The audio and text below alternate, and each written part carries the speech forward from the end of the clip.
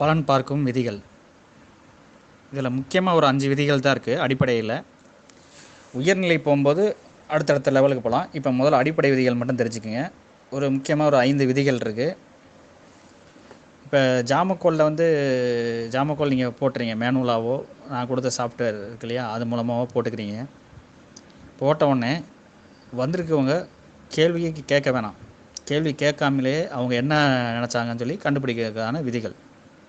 அவங்க கேள்வி கேட்டாலும் அவங்க கேட்குற கேள்வி அது சம்மந்தமான கேள்வி தானா, இல்லை தப்பான கேள்வி கேட்குறாங்களா, மனசுக்குள்ளே ஒன்று வச்சுட்டு மறைச்சிட்டு வேறு கேட்குறாங்களா அப்படிங்கிறதையும் கண்டுபிடிக்கலாம். அதற்கான விதிகள்.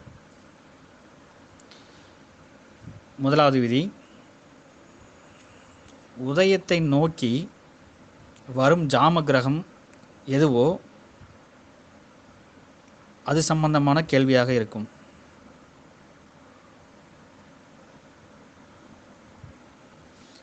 இதற்கான டீட்டெயில்டான எக்ஸ்ப்ளனேஷன் வரும் உங்களுக்கு, எந்தெந்த கிரகம் வந்தால் என்னென்னு சொல்லி. விதி நம்பர் 2, உதயத்தில் இருந்து ஆருடம் எத்தனையாவது பாவமோ அது சம்பந்தமான கேள்வியாக இருக்கும். அதாவது உதயம் ஒரு இடத்துல இருக்குது, ஆருடம் ஒரு இடத்துல இருக்குது. உதயத்திலேருந்து எண்ணும் போது ஆருடம் எத்தனாவது பாவமாக வருவோ அந்த பாவத்திற்கான கேள்வியாக இருக்கும். நான் உங்களுக்கு பாவகாரகங்கள் கொடுத்துருக்கேன் இல்லையா, அது சம்மந்தமான கேள்வியாக இருக்கும். விதி எண் 3, உதயத்திலிருந்து கவிப்பு எத்தனாவது பாவமோ அல்லது எந்த கிரகத்தை கவிக்கின்றதோ அது சம்பந்தமான சேதாரம் நஷ்டம் சம்பந்தமான கேள்வியாக இருக்கும்.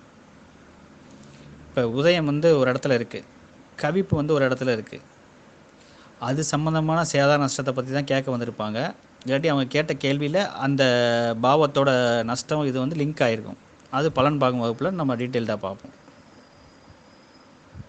சரி, விதி எண் 4, உதயாதிபதி எந்த பாவத்தில் உள்ளாரோ அது சம்பந்தமான சிந்தனையாக இருக்கும். இப்போ உதயம் மேச உதயம்னு வச்சுக்கோங்க. இப்போ செவ்வாய் எங்கே போய் உட்கார்றாரோ அது உதயத்திலேருந்து எத்தனாவது பாவமோ அது சம்பந்தமான கேள்வியாக இருக்கும்.